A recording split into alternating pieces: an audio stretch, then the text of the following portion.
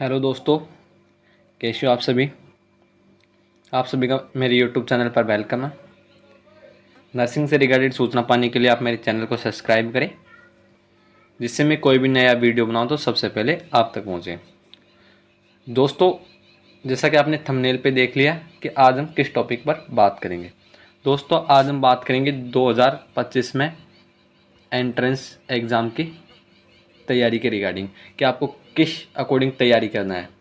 तो आपको एक गवर्नमेंट कॉलेज मिल जाए और एक आप अच्छा मार्क ला सको, तो आपको बताएंगे कि तीनों सब्जेक्ट की तैयारी आपको किस प्रकार करनी है तो आप एक अच्छे मार्क तक पहुंच पाओ। तो इसी पे आज हम बातचीत करने वाले हैं। तो दोस्तों देखो, मैंने पेपर पैटर्न बता दिया था आपको, फिर भी एक बार मैं शॉर्ट में बता देता हूँ कि पेपर पैटर्न क्या रहेगा। तो दोस्तों देखो, आरयूटीएस का 100 नंबर का पेपर, आरयूटीएस का 100 नंबर का पेपर होगा। उसमें से बायो के 34 क्वेश्चन, 1 नंबर का एक क्वेश्चन रहेगा, फिजिक्स के 33 और केमिस्ट्री के 33। इस प्रकार क्वेश्चन मार्किंग रहेगी, यानी मतलब 100 नंबर का पेपर होगा और 100 क्वेश्चन आएंगे और नेगेटिव मार्किंग नहीं होगी। अब बात करते हैं कि दोस्तों आपको किस प्रकार से आपको तीनों सब्जेक्ट पढ़ने हैं तो आप अच्छे से मार्क ला सको। तो दोस्तों आपको तीनों सब्जेक्ट अलग अलग तरीके से पढ़ने होते हैं। बायो का अलग फंडा होता है पढ़ने का, फिजिक्स का अलग होता है और केमिस्ट्री का और होता है। तो आपको बताएंगे कि पेपर किस प्रकार का आता है और आपको किस तरह से आपको तैयारी करनी है। तो बात करते हैं पहले बायोलॉजी की, बायो की बात करते हैं। देखो दोस्तों, बायो में कोई भी टफ क्वेश्चन नहीं आता है। बायो में घुमाने वाला ऐसा क्वेश्चन नहीं आता है, कोई भी डायरेक्ट क्वेश्चन आते हैं। तो आपको एनसीईआरटी की जो 12th की जो एनसीईआरटी की बुक है, एनसीईआरटी एनसीईआरटी की बुक है, वो आपको लाइन टू लाइन पढ़नी है। उसके बाद में आपको क्या करना है, आपको ऑब्जेक्टिव टाइप के क्वेश्चन किसी भी बुक से या यूट्यूब, किसी भी यूट्यूब पे आपको मिल जाते हैं क्वेश्चन, तो आपको उनको देखना। पहले आपको कोई भी चैप्टर पढ़ना है, जैसे पहला चैप्टर पढ़ लिया उसके बाद में, और उसके बाद में आपको क्वेश्चन करने हैं। तो आपको इस प्रकार से बायोलॉजी में करना है। ये बहुत सफिशियंट है दोस्तों आपको। अगर आप इतना कर लेते हो तो मैं दावे के साथ कह सकता हूँ आप 34 में से आराम से 34 नंबर ला सकते हो। बायो में ऐसा कोई क्वेश्चन नहीं आता कि आपको जो अलग से बुक से बाहर जाएगा, ऐसा कुछ नहीं है दोस्तों। दोस्तों देख लो, मेरे खुद के 33 नंबर आए थे। मतलब आपको बुक के अलावा कुछ नहीं पढ़ना, बस आपको ऑब्जेक्टिव टाइप के क्वेश्चन किसी भी यूट्यूब चैनल पे आप चैप्टर का नेम सर्च करके और आप देख सकते हो। तो बायो का सिंपल फंडा है, बायो में कोई अलग से मेहनत नहीं करनी, आपको बस लाइन टू लाइन एनसीईआरटी की 5 से 6 बार बुक पढ़नी है बस। बायो में आपको इतना करना है, ज़्यादा मोबाइल का यूज़ नहीं ले या किसी का भी फालतू में बस टाइम वेस्ट ना करें बायो में बस आपको इस तरह से पढ़ना है तो आप इजीली स्कोर कर पाओगे बायो की। अब बात करते हैं फिजिक्स की। देखो दोस्तों, पहले फिजिक्स में क्या होता था कि डायरेक्ट थ्योरी से क्वेश्चन आते थे, या किसी का फॉर्मूला या किसी का मात्रक ऐसे पूछ लेते थे। पर अब क्या है, यूनिवर्सिटी ने जो पेपर टफ कर दिया, क्योंकि स्टूडेंट भी ज़्यादा फॉर्म भरते हैं, तो उसकी वजह से आजकल क्या है, न्यूमेरिकल पूछने लग गए। पहले न्यूमेरिकल बहुत कम देते थे, पर आजकल न्यूमेरिकल देने लग गए। तो दोस्तों देखो, आपको एक चीज़ बताऊँ मैं, राजस्थान आरबीएससी बोर्ड की एक बुक है, आरबीएससी बोर्ड की जो पहले चलती थी, आरबीएससी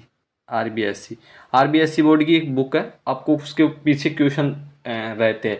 एनसीईआरटी में पीछे क्वेश्चन नहीं आते, जैसे चैप्टर के एंड में, और आरबीएससी की बुक में चैप्टर के एंड में क्वेश्चन आते हैं। तो दोस्तों उन क्वेश्चनों को आपको रटना है वैसे के वैसे, क्योंकि जो यूनिवर्सिटी मैक्सिमम क्वेश्चन देती है, उनमें से आपको 10-15 क्वेश्चन आपको एज इट इज देखने को मिल जाएगी। तो आपको वो क्वेश्चन भी देख लेने हैं और उनमें जो न्यूमेरिकल है वो आपको निकाल लेने हैं।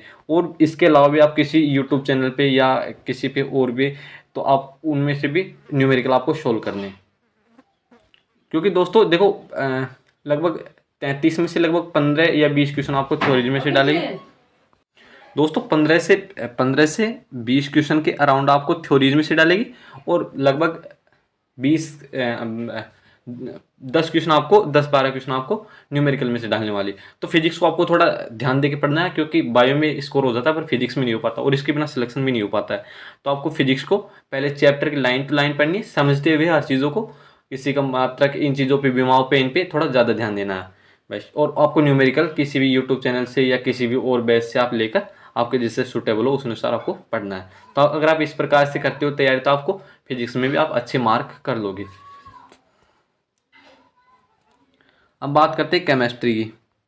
देखो दोस्तों, केमिस्ट्री में इतना टफ नहीं आता पेपर, कभी कभार कोई ईयर होता है कि टफ आ जाता है, पर केमिस्ट्री में इतना सिंपल है, इतना नहीं आता है। तो केमिस्ट्री में आपको ज़्यादातर थ्योरीज पे ध्यान देना है, और इसके अलावा आपको थोड़े बहुत आपको न्यूमेरिकल भी आपको देख लेने, इसमें भी केमिस्ट्री में भी आ जाते हैं कभी कभार। तो और रिएक्शनों पे आपको ध्यान देना है कि रिएक्शन में कौन सी रिएक्शन में क्या बन रहा है, तो वो यूनिवर्सिटी डाल देती है। तो आपको केमिस्ट्री की भी लाइन टू लाइन पढ़नी है एनसीईआरटी की। और दोस्तों एक बात और है, आरबीएससी की बुक होती है, आपको आरबीएससी की बुक में ज़रूर देख लेना। आरबीएससी की बुक है जो राजस्थान बोर्ड के द्वारा जारी होती है, जो कि जो 2021-22 में स्टूडेंट पढ़े थे उनके पास में होगी। तो उनके जो पीछे क्वेश्चन रहते हैं, आरबीएससी बोर्ड में पीछे क्वेश्चन दे के रखती है किताब में, तो आपको वो क्वेश्चन, आपको पूरे क्वेश्चन वो सही से देख लेना, क्योंकि उनमें से बहुत question university as it is ऐसे कैसे देती है, तो आपको वो क्वेश्चन भी देख लेने। दोस्तों ये आरबीएससी की बुक के क्वेश्चन तो आपको जरूर देखने हैं, इनमें से एज इट इज़ मैं कहता हूँ हर बुक में से लगभग 10-10 क्वेश्चन तो एज इट इज़ मिलने वाले हैं। अब तीनों की बात कर ली कि आपको इस प्रकार से आपको स्टडी करनी है। दोस्तों देखो, तो इस प्रकार से आपको तैयारी करनी है। आपको हर सब्जेक्ट को कम से कम 2-2 घंटे देने, बायो में थोड़ा कम भी चलेगा। फिजिक्स और केमिस्ट्री में आपको अच्छे से पढ़ने, ये दो ऐसे सब्जेक्ट है, फिजिक्स ऐसा सब्जेक्ट है इसमें बहुत कम नंबर आते हैं, और इसी की वजह से आप सिलेक्शन लिखने से चूक जाते हो। तो आपको अच्छे से तैयारी करना है, क्योंकि आपको पता है कि ये जो नीट के थ्रू होगा बाद में एग्ज़ाम, तो उसमें थोड़ा टफ होता है, इसमें सिंपल होता है, इतना नहीं करना होता है। अगर आप अच्छे से पढ़ते हो तो आपको इजीली हो जाता है, पर आपको कंटिन्यूस पढ़ाई करनी होगी। 2-3-4 महीना आपको कंटिन्यूस पढ़ाई करनी होगी, क्योंकि लगभग मई में इसके फॉर्म निकलने वाले, तो आपको कंटिन्यूस। और भी अगर बीएससी नर्सिंग से रिगार्डेड कुछ भी पेपर से रिलेटेड, और कुछ भी काउंसलिंग से, और कोई भी रिलेटेड अगर आपकी प्रॉब्लम हो, तो आप कमेंट बॉक्स में लिख सकते हो, या मेरी इंस्टा आई डी है उस पर आप मैसेज कर सकते हो। और प्लीज़ मेरे यूट्यूब चैनल को सब्सक्राइब करें। आज के लिए इतना ही दोस्तों, थैंक्स दोस्तों।